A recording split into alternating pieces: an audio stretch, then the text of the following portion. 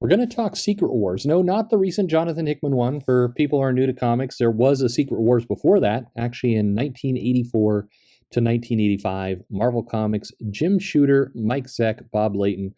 Secret Wars has a fascinating story behind it, and we're going to get into it.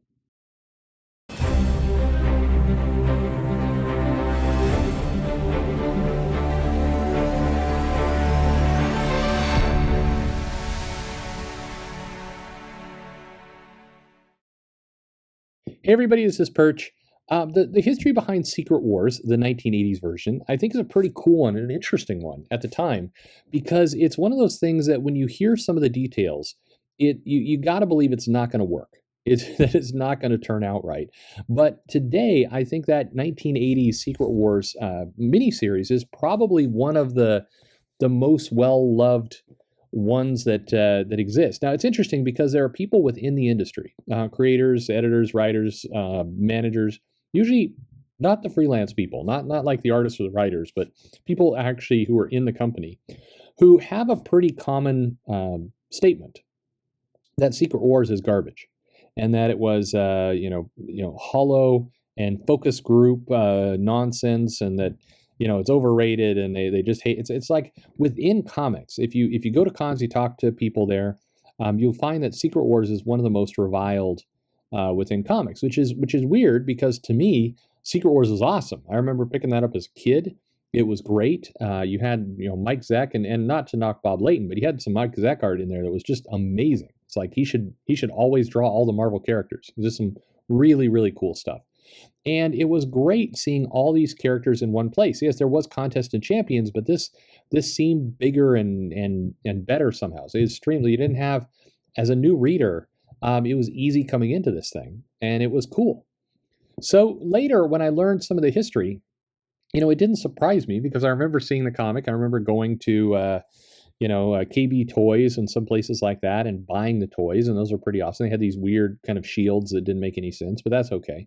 It always made sense for Captain America, but it's like, why does Iron Man and Wolverine have a shield? It's like, that made no sense. But the Wolverine toy was awesome. I mean, back then, again, toys are obviously much better now, but in the 80s, this was a cool toy.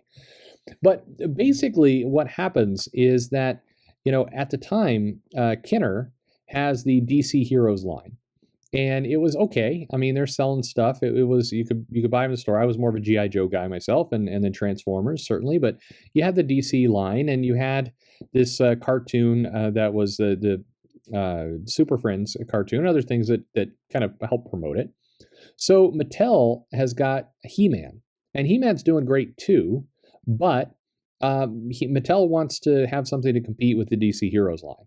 So they work with Marvel to say, let's do something that's really going to bring some toys out, but it's got to be accessible for new people, new readers. Hey, hang on, where have I heard that before? I don't know. Anyway, that they needed to bring in some focus group testing, and they needed to really understand what young fans want. And so they go and they do this, and they do some focus groups. They talk to kids, and they discover that kids want all the heroes to fight all the villains. All right. And that they want, it to be a war, and they like the idea of secret. So that thus became the name. The original name for this was actually Cosmic Champions. And then it got changed very rapidly to Secret Wars, which is, came out of the focus group testing. And then, the kids are saying things like, hey, we really want to see high-tech armor for Doctor Doom, and we want to see, fortresses and vehicles, and we want to see, play sets, and we want to have the ability for these heroes to kind of change sides and all the rest. So what's funny about that in hindsight is, if you look at it, it's like, all right, we want to go and we want to sell comics to a new market. First off, do we want to do that? Yes, we do, because the kids market is huge. One of the things I didn't mention there is that Mattel on their own, without Marvel, is doing tons of analysis and saying, hey, there's several $1 million in superhero toys. And we have He-Man, and He-Man's a huge business for us. But if fans start to stray, if they start to not like He-Man, we need something. We don't want to just shed all of those people to Kenner, who's got Star Wars license and now DC. We need something big. And so let's see, is there enough money in this market? Yes, there is. Let's talk to that market, find out what they want, and then let's construct a comic out of it. What's insane about everything I just said is today you see the comic companies saying we're going to go chase this new market, but it's pretty obvious from the output that the focus group testing is not happening. It's just it's just people going, I think this is what we need to do. I saw an article on BuzzFeed and we need Mosaic. I don't know why I always go to Mosaic. That's my go-to every single time. Anyway, it's just amazing to me. So Secret Wars gets started. And they do this other interesting thing where they're going to launch the series. It's going to be 12 issues, and they're going to have the heroes going to get interrupted, and things are going to happen that are then going to play out in the comics. Like, for example, the Thing is going to stay behind on the battle world and not go home, not be part of the Fantastic Four anymore. So rather than try and muck about with having the Thing be in two places simultaneously and then trying to explain where it all fits in and all that kind of stuff, Marvel just kind of goes, hey, She-Hulk's here now. And they're like, why is She-Hulk here now? You're going to have to follow along with Secret Wars to find out, to reveal what happened. And that was a pretty cool idea. It turned out that was a great idea, because it got basically new readers, gave them something nice and clean that they can come on to do. It gave collectors and longer term readers kind of this hook to, basically I need to go out and buy this other thing. And it was smart. It played to both groups simultaneously, which is very, very clever. So anyway, the comic comes out, and it, basically is the Beyonder teleports characters to Battleworld. They do some really cool world building where they take a chunk of Earth as well, so it allows them the chance to bring in some new heroes and villains and do some stuff there as well. You get a new Spider-Woman, and you get a couple other things, Titania and Volcana and others. You get the black costume for Spider-Man, which is ultimately what was be Venom, and you get some really cool moments with Doctor Doom, who is kind of plotting and kind of leading these villains, but the villains are villains, so they're going against him at various times. Galactus comes out and immediately decides not to be involved in everybody, but just he's hungry, he wants to eat the planet. The X-Men are not getting along with the Avengers, so they kind of go off on their own, and Magneto is there because some people find him as a villain. So anyway, there's a lot of interesting, pretty intense character development, but yet it was extremely accessible. And today, I think as they've done surveys in the past, Secret Wars was probably the biggest single point that people can point to that brought new readers into comics.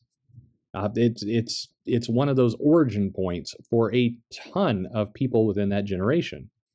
So anyway, it basically came out. It was a bestseller. It did incredibly well. It was, I think it sold, its claim to fame was it sold more copies than any other comic of the previous 25 years. Now, granted, it had a toy line, it had some other things pushing behind it as well. And it was very successful. It was, like I said, critics and people within comics either kind of resented it or despised it for being, crap, not deep, just shallow, bad story writing, etc. And I think there's an interesting lesson in there for comics, because, like I said, a lot of people within comics, they resented this event. So it was really, really successful. It made the company a ton of money. It made Mattel money. Everybody is happy with all this. But it basically, because it was, quote unquote, hated, or people felt it wasn't true art, it wasn't deserving of stuff, it caused people to almost want to backlash against it at various times in the company's history.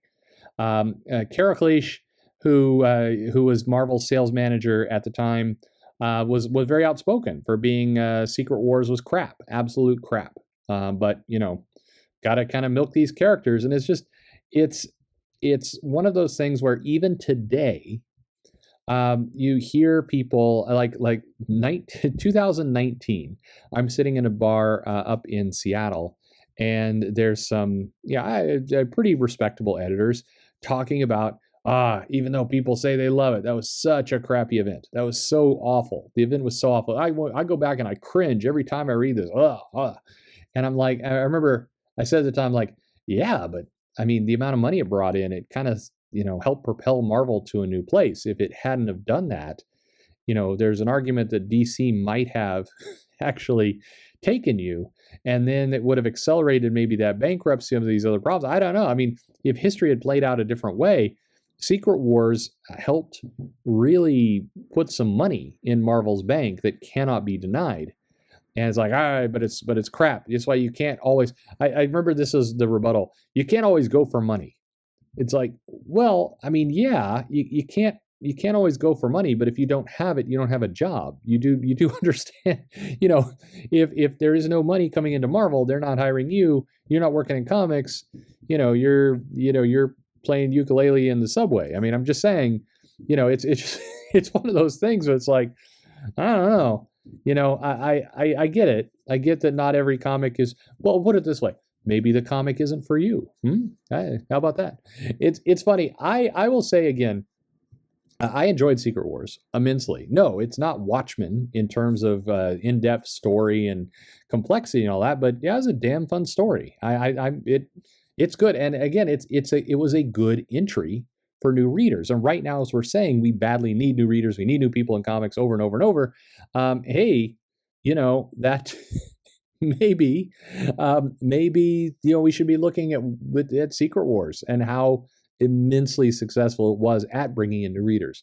But anyway, that is some of the little history behind Secret Wars. I thought everybody knew this, but they did not. So there you go. There's some little history in Secret Wars if you didn't know it, and happy to talk about it. What about you? Did you love Secret Wars? Hate it? Do you think it's garbage? It's not art, or it's wonderful? Let me know your comments below. Just fascinating what people get hung up on. Yeah. What are you going to do? Hey, like, subscribe, click the bell for notifications, send me an email, follow me on social media, but most importantly, thanks for listening.